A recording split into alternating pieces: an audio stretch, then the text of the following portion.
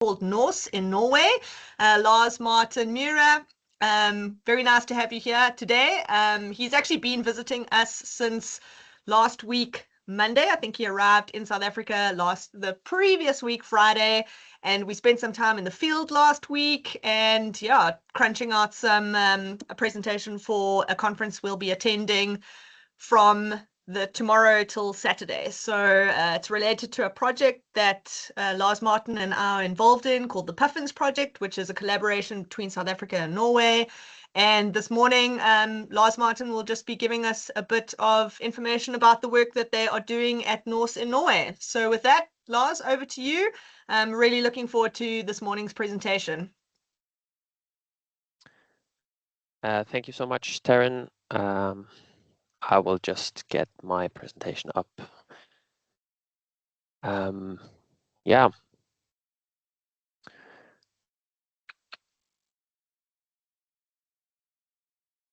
So I think I'm sharing. Just let me know if I'm not. So yeah. Yeah, at the moment, guys. sorry, Lars, it's a big black screen. I don't know if it's just a delay for the sharing, but I see nothing at the moment. I'm not sure if anybody else does. Maybe it just needs to load.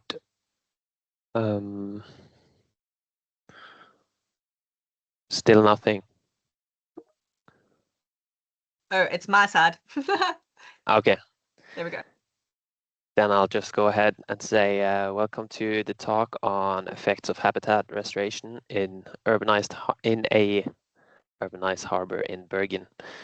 Yeah, as Terence said, I am working at Norse in a group called LFI, which stands for Laboratory for Freshwater Ecology and Inland Fisheries, where I mainly work with a group called BTN, which is Bergen Telemetry Network. We are based in Bergen, and this is a picture of central Bergen in late winter. We also do work all over Norway and a bit all across Europe as well. All over Norway also includes Svalbard. The green stars here are where we actually do tracking work, which is in southern Norway, where we work on salmon and trout.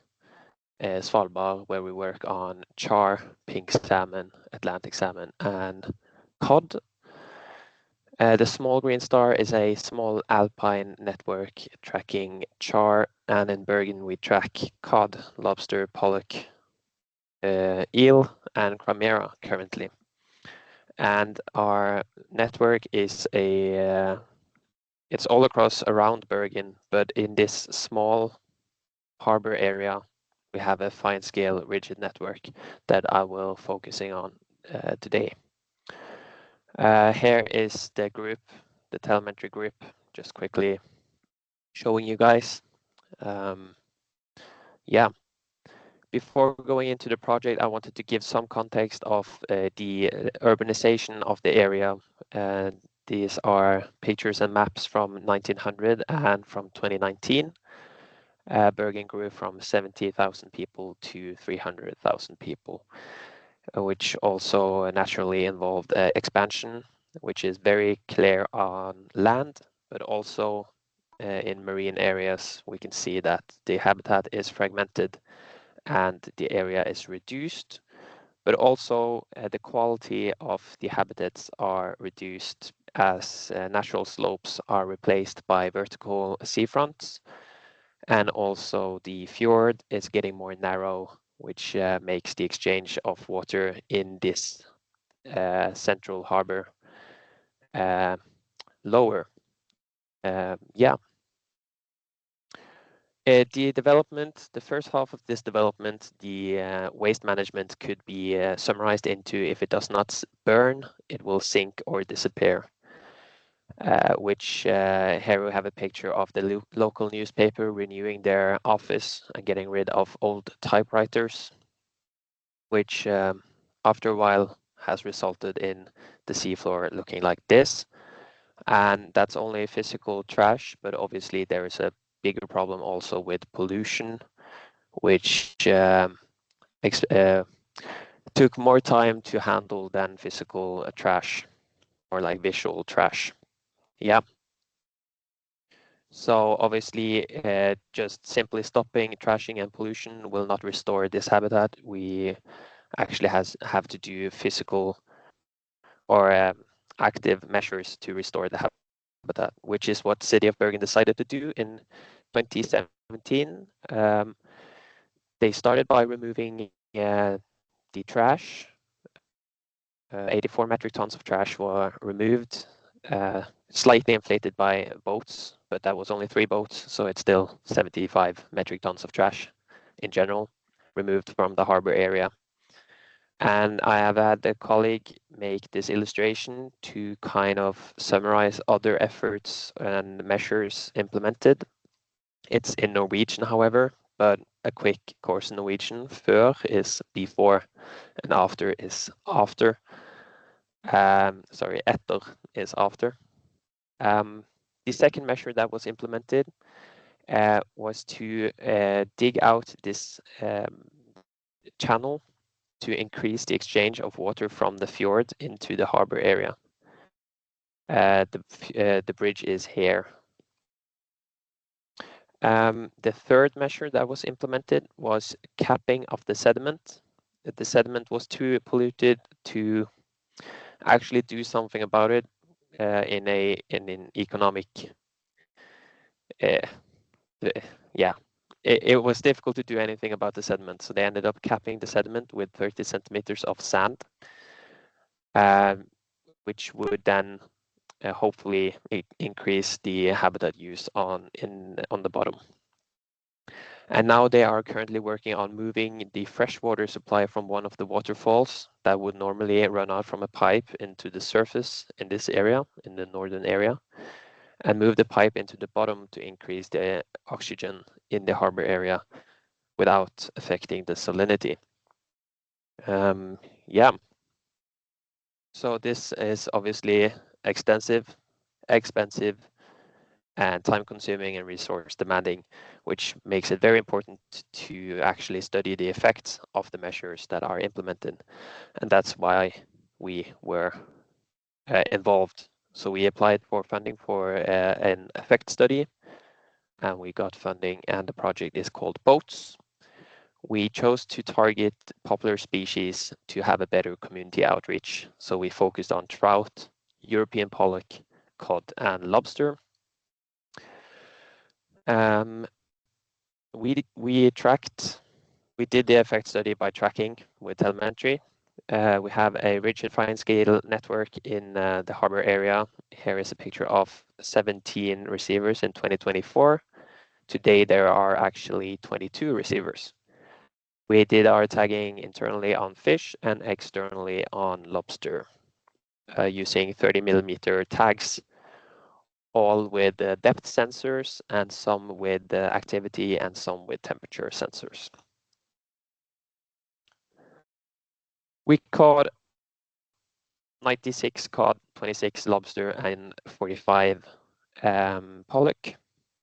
Obviously, the data was slightly weaker than for lobster, and it was even weaker for trout, which is why I just completely neglected them in this presentation. Yeah, today I will not be presenting data from 2025 as we have not yet downloaded that data from the receivers. They are still at the bottom of the seafloor. Or yeah, at the bottom of the harbor. Yeah, furthermore, I want to say that the network was removed for about 6 months in 2023 when the capping was actually happening, just as you know that.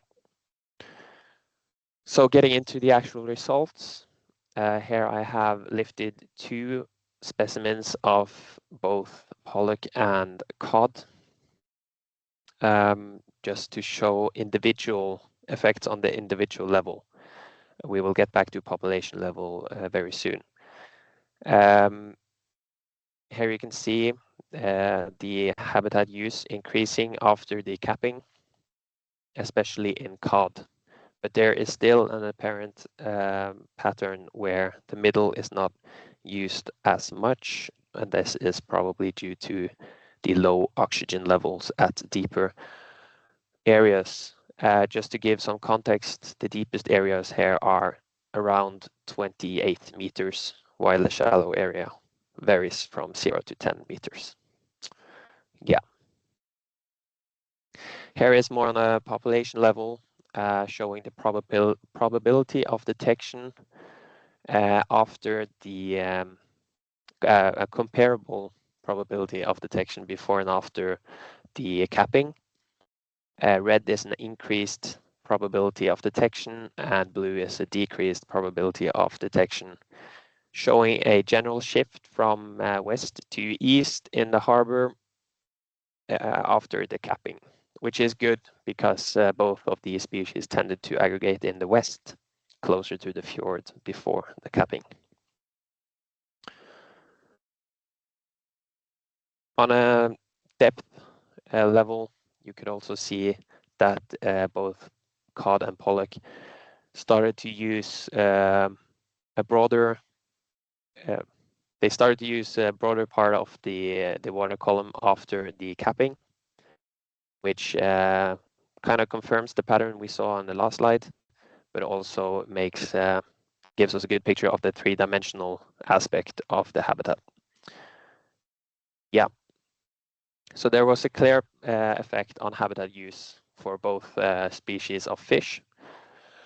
I've kind of run through the three first slides here of the results because I want to focus on this figure. This is my favorite figure of the study, made by Knut. It is a hexagonal grid of the study site, and each detection makes one of the hexagons brighter. So the more detections you have within a hexagon, the brighter it is. The white ones are, however, no data. So you can already see the shift from east to west again.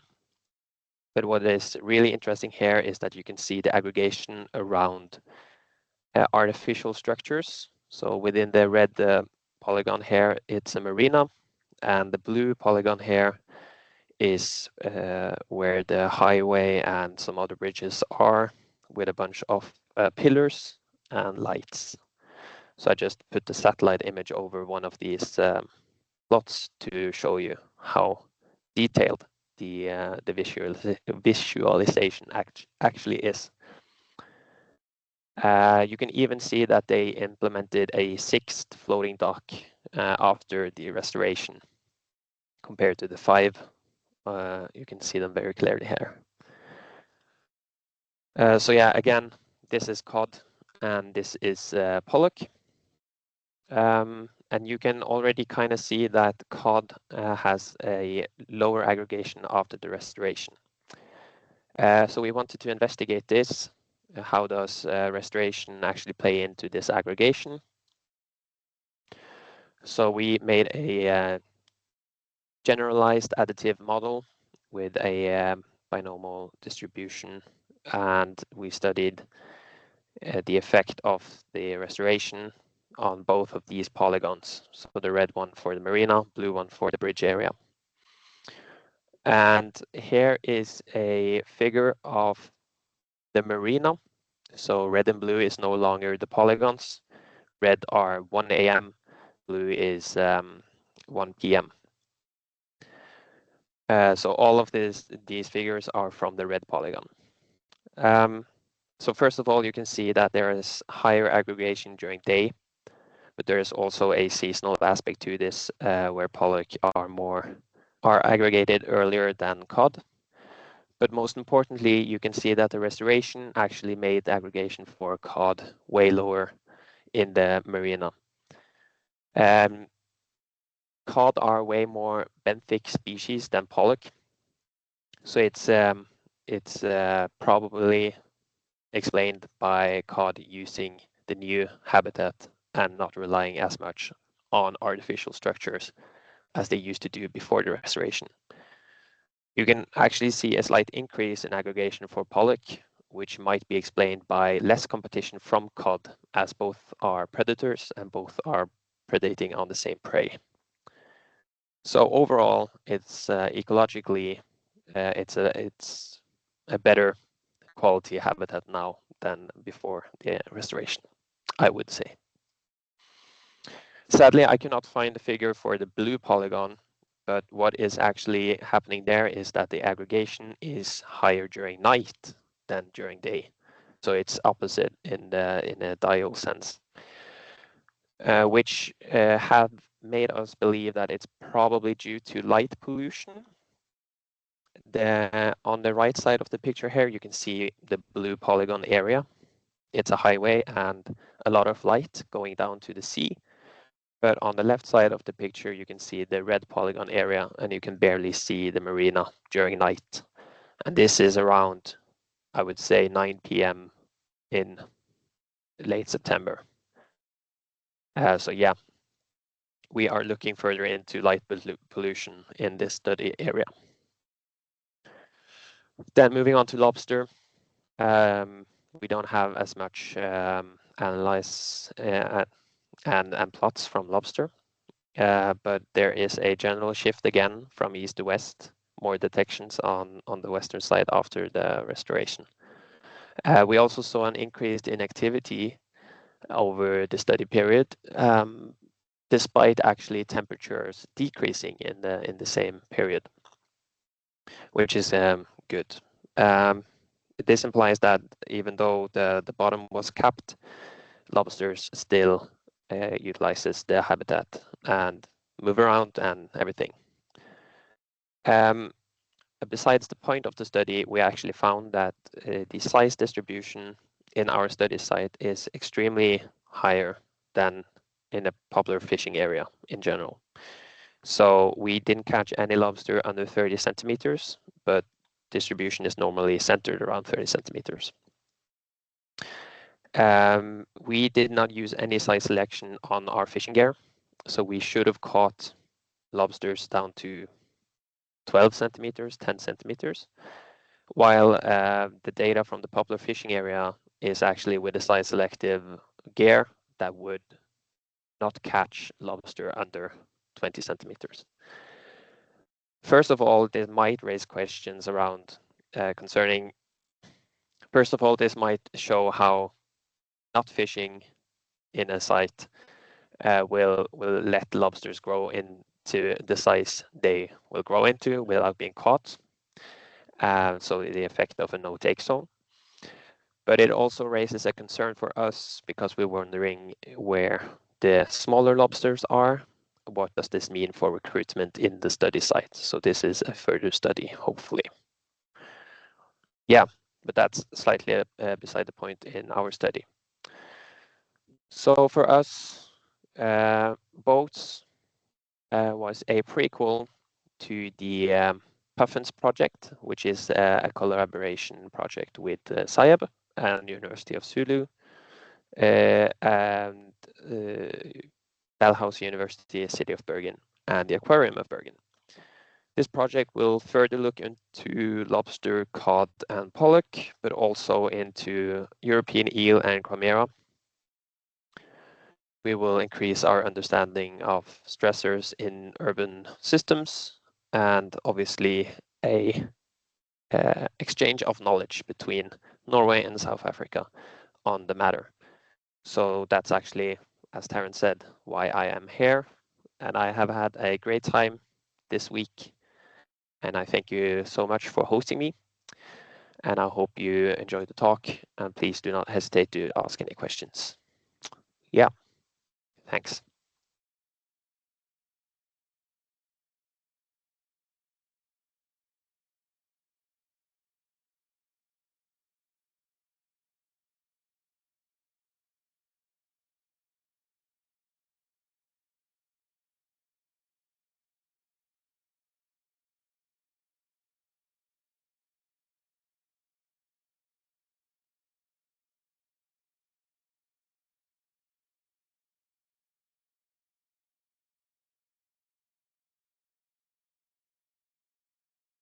I take it as there is no questions, maybe?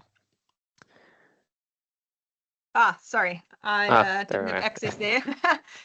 Thanks so much, Lars Martin. Really interesting. And it shows I mean, obviously we do telemetry as well, and it just shows the power of creating these fine scale arrays that can really give you super detailed information of where the animals are. I mean, obviously we're not a different coastline, but you know we operate slightly differently, so it's always interesting to see these different angles that you can tackle these things. Any questions for Lars Martin? Feel free to raise your hand, or you can even type it on the chat if you want.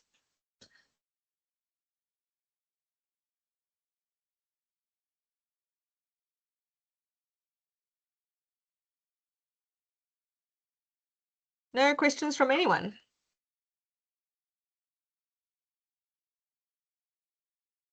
Yeah, it's also, well, while people hopefully are still considering questions or thinking of questions, I think it's also so like we can learn a lot from the active restoration activities that are taking place, particularly in the harbour environments. I mean, I think the municipality or the managing authority has really recognized the importance of these areas, and at least there's kind of a people are trying to meet a common ground between still maintaining commercial operations, but still trying to rehabilitate or at least make the habitat suitable for many species again. We've got a question from Jane Dottie online. What were the challenges you faced in doing your research? Oh, sorry. Could you repeat the question? It's in the chat. So what were the challenges you faced in doing your research? Yeah. So the first challenge was to have a fine scale array to have it fine scale enough to actually track their movement and habitat use. There was a lot of coordination between the city of Bergen and Norse. I'm very glad to have that good collaboration with them. As I mentioned, we had to remove the network during the actual capping, so we didn't get to track activity in that time period. But they were very good at coordinating, letting us know. And obviously, it's in a city, changes happen. Suddenly, someone are building something along the coast, so there are some challenges to that. But overall, it was great. So other than that, catching lobsters were one of the biggest challenges. Yeah. Did you catch the lobsters in fark nets as well? Yes, actually both cod and lobster were caught in pike nets. Pollock are more pelagic, so we had to angle for them. Which is Also with trout. always hard work for. Yeah, yes. And We've yeah, got as I said, we didn't have enough data on trout because we didn't catch enough of them. So yeah. just bring the South Africans over. We can do it for you. Yeah. We've got a question from Vanessa. How effective is it fastening the tags externally on the lobsters, and are losses experienced? That's actually a very good question. We have experienced that lobsters are difficult to track because they change their exoskeleton once a year. Even though they are already fully grown, they still change their exoskeleton because they are probably replacing a claw or something. So we don't get this individual effect on lobster that we did get on pollock and cod. Yeah. Mm. And yeah, very cool. Oh, Gwyneth, sorry, I haven't read the one. You mentioned capping of the sediment. What was done, or how was it done? Yeah, sorry, I probably went too fast over that actually.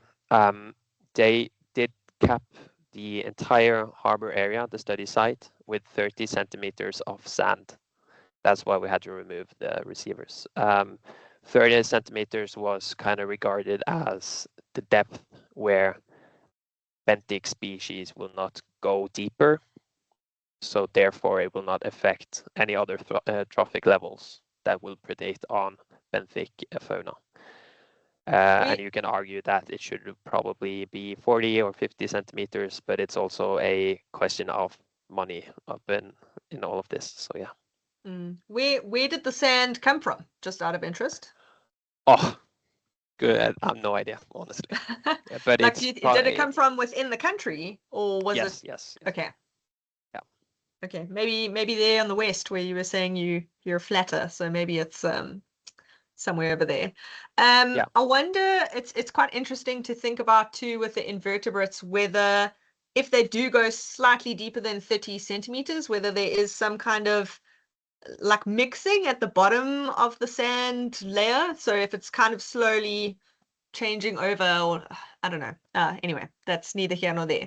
Yeah. I have to be honest, I'm not like super fan of capping, but obviously it's too expensive to do anything else. But in the bridge area, the currents from the tides get very strong as well. So obviously, just placing sand there will not be a permanent solution. But it's better than nothing. And it's the eastern part that are most polluted. So it's more important to have the capping on the eastern part than the western part, I would say. Yeah. And I guess if you had to sort of dredge out the sediment, where do you put the contaminated sediment? So it's without it running off again. Yeah. Exactly. Do we have any more questions online? Again, feel free to pop it in the chat or to raise your hand.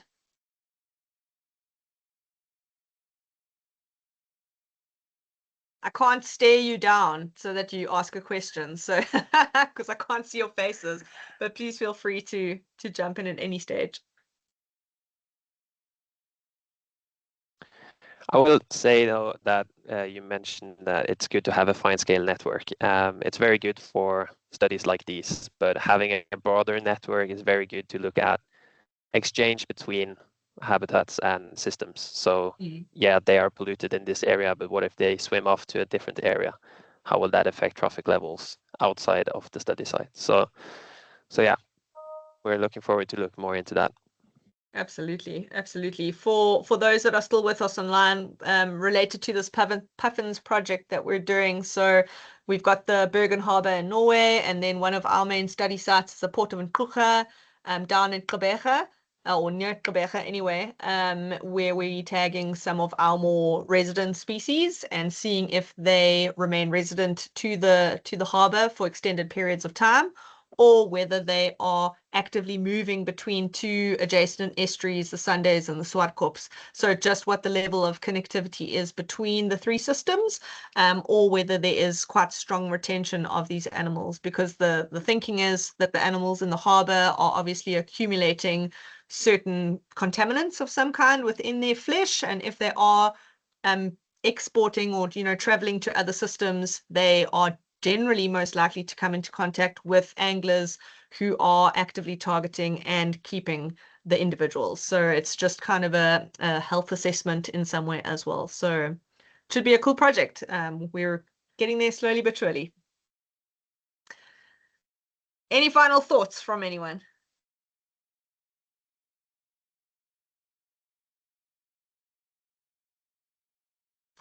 Yay, Timbani, thank you. Which species will you tag in Lungegårdsvannet? Okay, Timbani, we've got spotted grunter. So lots of previous research done on spotted grunter has shown that they are super resident to whichever estuaries in which they tagged, but they still connect, still display connectivity, especially slightly bigger individuals.